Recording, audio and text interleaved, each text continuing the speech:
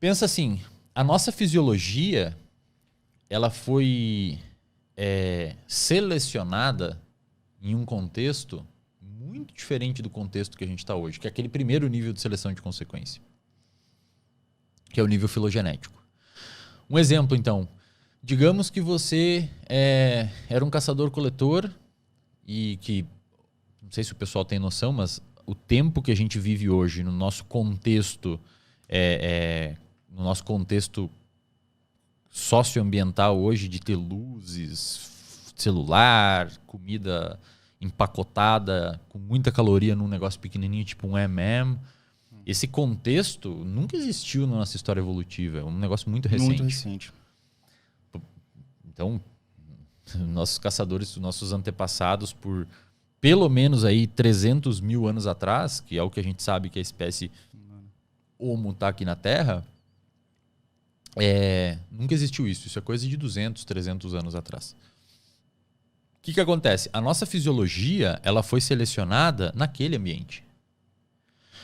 Então, se você fosse um caçador-coletor, por exemplo, que tivesse um sistema de regulação de fome, um sistema de liberação de grelina, que te gera fome, e leptina, que te gera saciedade. Digamos que você fosse um caçador-coletor que tivesse um sistema de saciedade muito forte. Você nasceu com uma variação, lembra que eu falei? A seleção é uma variabilidade, assim tal qual os bicos das aves, tem um mais grosso, um mais fino, um mais longo, um mais curto, um mais forte, um menos forte, e assim vai indo.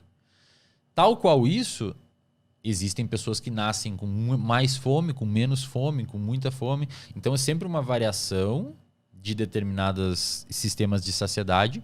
Joga essas variações dentro de um determinado ambiente, o ambiente seleciona o que vai acontecer ali. Uhum. Digamos que você, naquela época, era um caçador-coletor com um sistema de saciedade muito bom. Ou seja, você comia alguma coisa e ficava um tempão sem fome.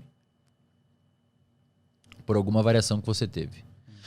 Naquele ambiente, provavelmente isso seria muito prejudicial a você. Por quê? Porque nós não tínhamos alimentos disponíveis a todo tempo. Então isso poderia levar você a não ficar motivado o suficiente para buscar um alimento e por vezes morrer de desnutrição ou ter problemas de falta de nutriente, porque você não sentia fome, portanto não comia e acabava emagrecendo muito. E quando dava muita fome, você já não tinha disponibilidade. Tinha que caminhar 60 quilômetros para achar uma fruta, que era um caçador-coletor. Então pensa assim, esse sujeito talvez não sobreviveu e não passou isso para frente. Assim como aquele cara que estava sempre com fome, talvez não sobreviveu e não passou isso para frente. Existiu uma média que foi sendo selecionada com os milhares de anos que foi se passando. Essa média que foi selecionada é nossa. A gente tem animais que comem uma vez, depois de 3 dias comem de novo. A gente tem que comer umas 4 vezes, 3 vezes por dia, 2 pelo menos. Para ficar saciado. Então o nosso sistema de saciedade, ele foi selecionado num contexto que não tinha tantos alimentos disponíveis e, portanto, a gente precisava toda hora buscar. Quando você abre qualquer livro de neurociências na parte de motivação, que é onde explica o sistema dopaminérgico, não tem essas paradas de TDAH, não tem essas paradas dos estudos do Wolfram Schultz, que ele faz com os macaquinhos, que vê o suco e fica com a dopamina alta, não tem isso. Nos capítulos de motivação de qualquer livro-texto de neurociência que você abrir, aonde eles exploram a dopamina é nos contextos de comportamento de beber água e comportamento de comer e sexo. Porque sempre foi isso que gerou dopamina em nós: comer, sexo, água e fugir de perigo. Tá? Então, se você bota deixa um animal com fome, a dopamina aumenta naquele animal para fazer ele ter motivação para buscar comida. Para sair do lugar e ir lá buscar. Buscar comida, exato.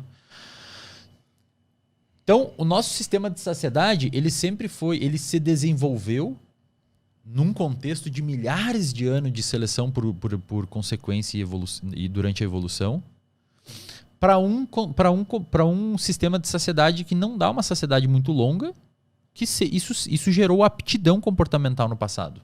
Uhum. Qual que é o problema de ter esse contexto, esse sistema de gerenciamento de saciedade num ambiente onde tem comida pra caceta, comida calórica, comidas hipercalóricas, hiperpalatáveis? Uma tendência à obesidade. Exato. Então isso é o que eu chamo de... Eu chamo não, né? Os cientistas chamam de, que estudam essa parte de biologia evolutiva, a gente chama de incompatibilidade evolutiva. Então, o ambiente mudou muito rápido e o nosso sistema fisiológico não conseguiu acompanhar com muito tempo. Então, a gente vê um sistema de saciedade. Eu não estou dizendo que é todo mundo, tá? Quando estou olhando a média da população. Um sistema de saciedade que ele se desenvolveu num ambiente com pouca comida e agora esse mesmo sistema está operando num ambiente que tem muita comida. Gera uma incompatibilidade, ele não foi feito para aquilo.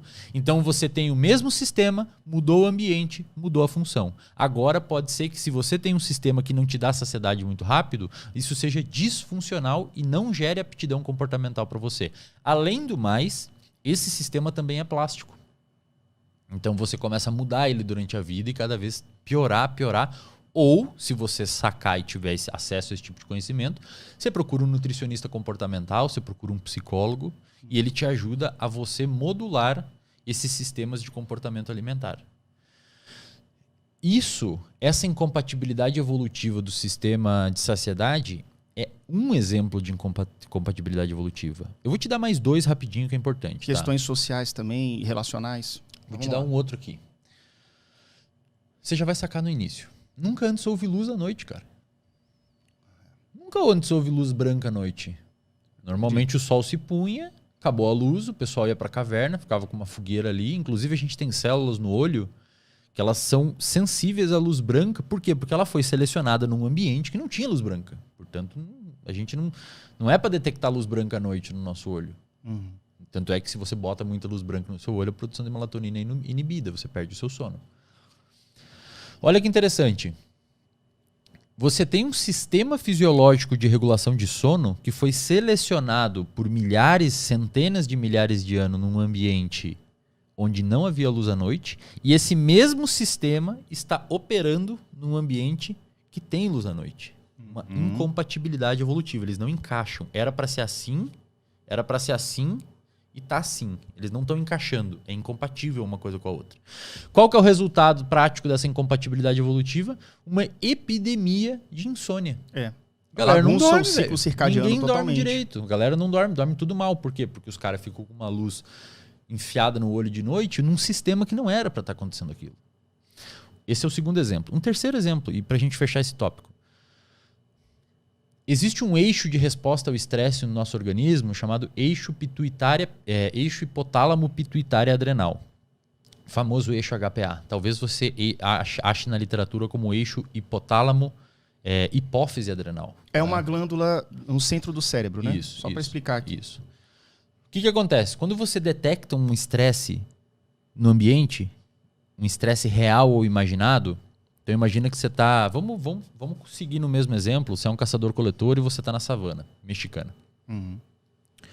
O animal na savana mexicana pegou...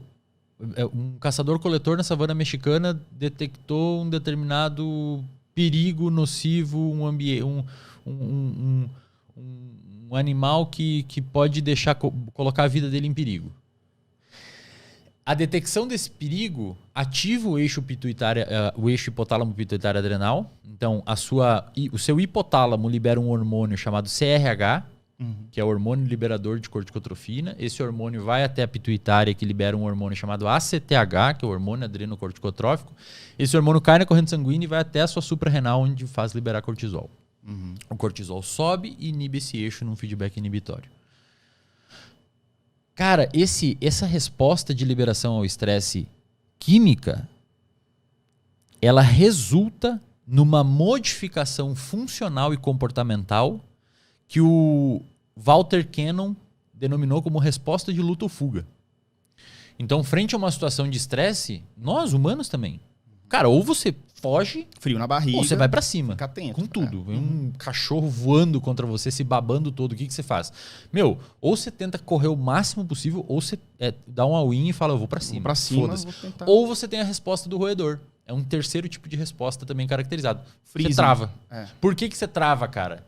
Porque travar foi uma resposta comportamental herdada.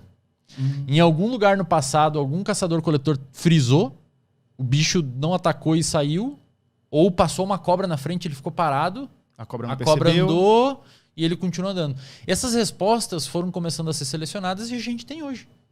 A gente tem hoje essas respostas. Falam mesmo. Então tem os caçadores da África aí que eles falam que os caras, na hora que estão caçando, as tribos, né? Se você vê um leão, não corre. Não dê as costas. Para, olha assim. Exato. Tá louco? Se você chegar perto, eu te mato. Exato. Lógico que é um blefe total. Sim. Mas isso é uma resposta que às vezes o leão fala assim, cara, esse cara tá me olhando muito. E esse cara ensina isso pro filho. Aí é uma transmissão cultural de comportamento. Ele fala por meio da linguagem. Ele fala, meu, você tem que fazer isso, isso e assado. Não pode fazer aquilo. O cara ouvindo ali fala, beleza, eu vou fazer isso. Então ele modulou o comportamento dele lá na frente.